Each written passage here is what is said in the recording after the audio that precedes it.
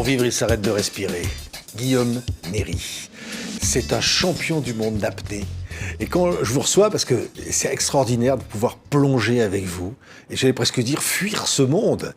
Qu'est-ce que ça fait du bien d'aller au fond des océans sans respirer comme vous le faites. Par 126 mètres, vous êtes descendu pendant une durée de 7 minutes 42 sans respirer. Comment on fait ? Alors, déjà, il faut dissocier la profondeur du temps. Quand je plonge à 126 mètres, l'apnée dure beaucoup moins longtemps parce que je fais un effort pour descendre et pour remonter.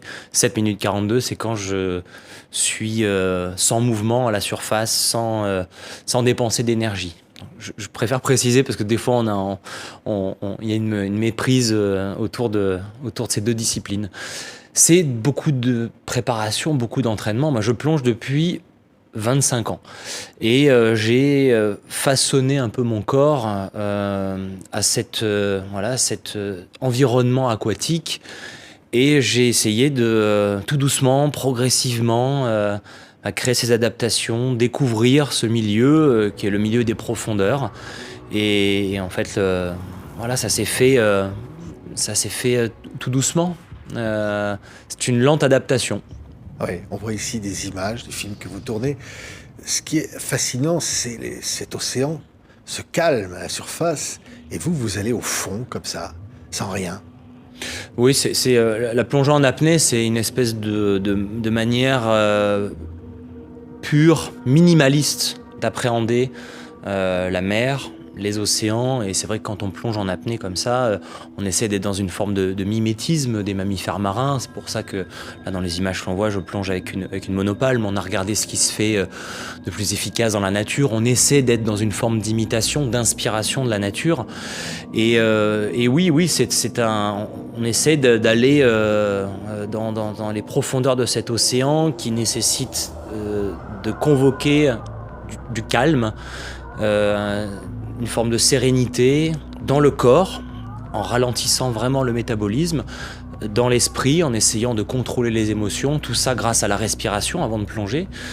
Et effectivement, quand on arrive vraiment à toucher un peu cet état de grâce, on arrive en bas il y a vraiment un profond sentiment d'être complètement en harmonie avec l'eau, malgré l'hostilité de l'endroit. Il y a de la pression, il fait froid, il n'y a pas de lumière, mais on arrive à avoir une forme de connexion très puissante avec l'eau, une sensation très fine de tout ce qui se passe dans le corps et un alignement au niveau du mental, de l'esprit qui est vraiment au calme. Ouais. Et en fait, c'est ces trois éléments-là qu'on essaie de faire marcher ensemble. Et puis quand ça fonctionne, c'est un sentiment vraiment de plénitude. Alors, on va parler de ce que vous voyez dans la mer et comment vous avez envie de la défendre, parce qu'on voit les ravages de la pollution. Nature aquatique, que vous publiez, cette ode à la mer chez Artaud, qui raconte qu'à 14 ans, c'est là, le déclic est venu, vous êtes dit, je vais essayer de ne plus respirer. Oui, le début de l'aventure, c'est un peu du fait du hasard. Un jour, un jeu avec un copain dans un bus, on arrête de respirer, on prend un chrono, je perds. Blessé dans mon orgueil, je me dis je vais m'entraîner chez moi pour essayer la prochaine fois de tenir plus longtemps.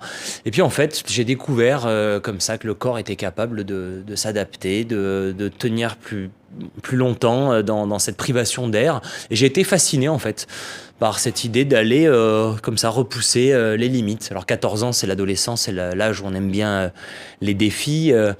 Et je ne pouvais pas imaginer que ce défi allait devenir comme ça une passion. Et voilà, j'en ai fait complètement ma vie. Après, j'ai grandi à Nice, donc la mer Méditerranée était à mes pieds. Et donc un jour, retenir mon souffle juste pour le chrono, ça a atteint ses limites et j'ai eu envie de le faire sous la mer. Et là, vraiment, j'ai découvert une autre dimension. C'est fou. Alors, ça va jusqu'au moment où vous allez avoir un accident. C'était le 10 septembre 2015. Là, il y a un choc, quelque chose qui se passe. Vous avez failli mourir. Oui, toute ma carrière sportive, j'ai battu des records du monde, j'ai eu des titres de champion du monde. Et là, ce jour-là, ce 10 septembre 2015, je tentais de battre un 5e record du monde. Et une erreur de l'organisation m'a conduit à plonger 10 mètres plus bas que ce que je tentais. Donc 10 mètres de plus que le record du monde. Et je me me suis retrouvé malencontreusement à 139 mètres de profondeur au lieu de 129 mètres. Et donc forcément, cette plongée s'est soldée par un accident. Je n'ai pas réussi à rejoindre la surface parce que j'avais épuisé tout mon capital d'oxygène et d'énergie. Donc je perds connaissance. On me récupère parce qu'il y a toute une sécurité autour de ces entraînements et de ces compétitions. Et c'est, on va dire, la plongée qui me fait... j'ai eu peur, évidemment, hein, parce que ça aurait pu être beaucoup plus grave. Grâce à ma préparation, grâce à mon entraînement, finalement, ça n'a pas été si grave. Mais derrière, c'est ce qui me fait prendre la décision de prendre de la distance avec cette idée, cette obsession des records et de la compétition. Oui, on va voir encore des images, Guillaume. Et là, dire au fond, oui, vous êtes un observateur de cette Méditerranée. D'ailleurs, vous écrivez dans ce livre de très très belles pages sur la Méditerranée. Massacrée, abîmée. Ça vous fait mal ce que vous voyez au fond? Aujourd'hui, on ne peut pas ignorer cette espèce d'évidence et la catastrophe qui est en train de se jouer dans tous les écosystèmes de la planète. Et moi, évidemment, je plonge et donc j'ai un regard particulier, privilégié sur ce qu'il y a sous la mer. Et partout où je vais, effectivement, on peut voir, il y a un effet miroir avec ce que disent les scientifiques. Parce que moi, j'écoute d'abord la parole scientifique. Ça fait des années, des décennies qu'ils nous alertent sur ce qui est en train de se passer. Pour l'instant, on va dire qu'on commence un peu à vraiment prendre conscience de ce qui arrive. Mais c'est vrai que quand je plonge, je me rends compte, dans le réel, qu'il y a de sérieux problèmes, aussi bien dans la pollution plastique que dans la disparition du vivant, que dans certains endroits dans les tropiques où il y a vraiment des épisodes dramatiques de blanchissement de corail, donc la mort de récifs coralliens qui sont là depuis des millions d'années et que nous, par les activités humaines, nous avons réussi nous sommes en train de détruire, d'exterminer en seulement quelques décennies. Et donc ça, c'est absolument terrible. Oui. Ce qu'on peut voir aussi, c'est que des endroits où on décide de sanctuariser, on décide de protéger, la vie reprend.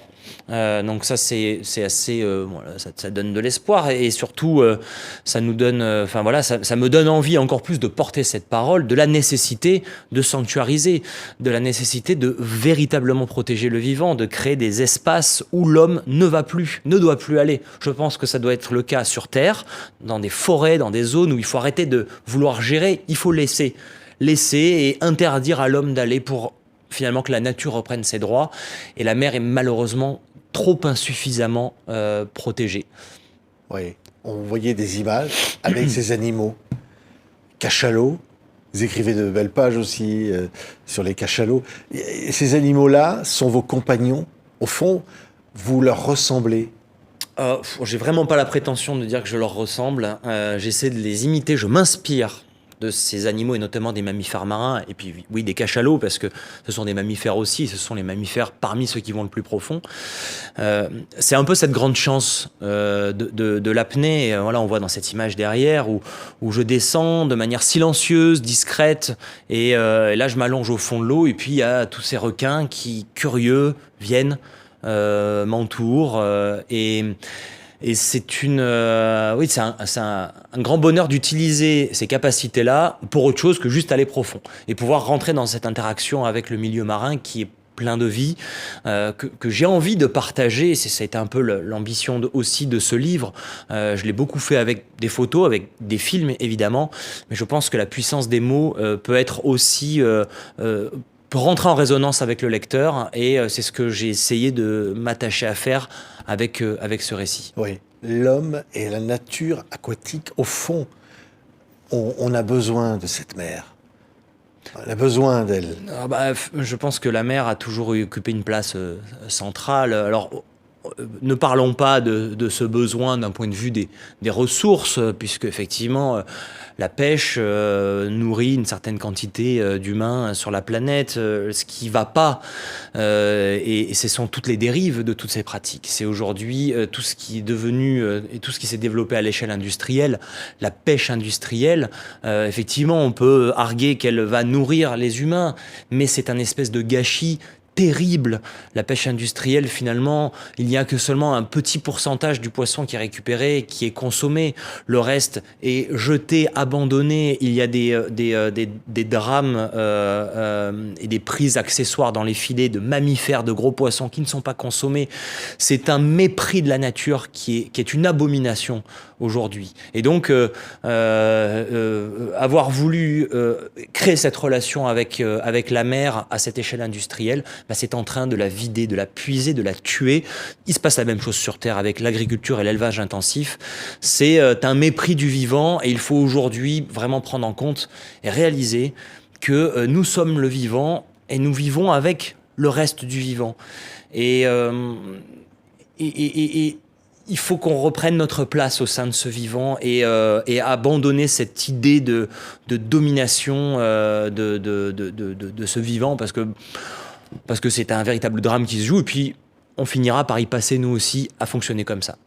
Oui, Guillaume Néry, la sensation, la plongée, l'apnée, la liberté, c'est quoi la sensation la plus forte? En un mot, ce que vous ressentez quand vous allez toucher le fond comme ça? Sans aller jusque toucher le fond, mais juste se mettre en apnée, aller sous la surface. Et ça, c'est accessible à absolument tout le monde. Et c'est ça aussi que j'essaie de faire passer dans ce livre. C'est que ce n'est pas réservé à des hommes-poissons ou à des êtres exceptionnels. Tout le monde peut quitter la surface et ressentir cette magie de l'apesanteur, de la liberté, de pouvoir évoluer dans toutes les dimensions de l'espace, être porté par la mer, être en communion, être totalement dans un rapport très fusionnel avec l'élément liquide. Ça, c'est extraordinaire. Et qu'on aille à plus de 100 mètres de profondeur ou juste sous la surface, eh ben on peut le ressentir. Magnifique. Guillaume Néry, Nature aquatique chez Artaud. C'est une ode à la mer, c'est fascinant. Merci beaucoup, Guillaume, d'avoir été avec nous.